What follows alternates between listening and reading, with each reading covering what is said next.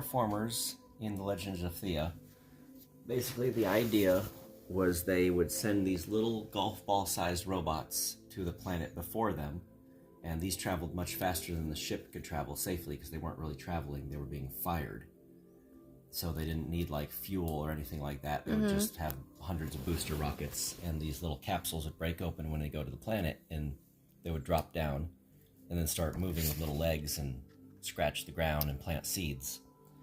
And they had the ability to somehow duplicate themselves and make tiny adaptations based upon what they needed. If they needed sharper little mandibles for scraping or longer legs, they would. Well, that's evolution, and they quickly got big. Okay. So when humanity arrived to the planet, Yeah. up pops gigantic terraformers. Like how big are we talking? So one of the terraformer variants is called the Orchard. It carries a tree on its back, and the Orchard has subvariants based upon what species of tree.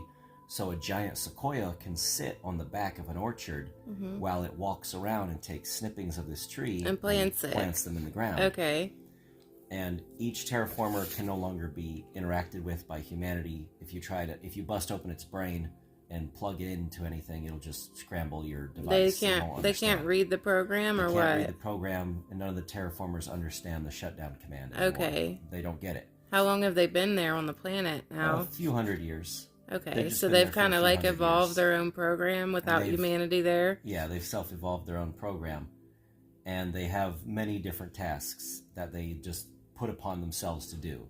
So they have the orchards plant trees, the kilns pick up old wood and they eat it for fuel. Yeah. Composters are like crabs. They pick up dead, rotting flesh, and, like leaves and stuff, and they compost. They mix it up in a big cement drum inside them.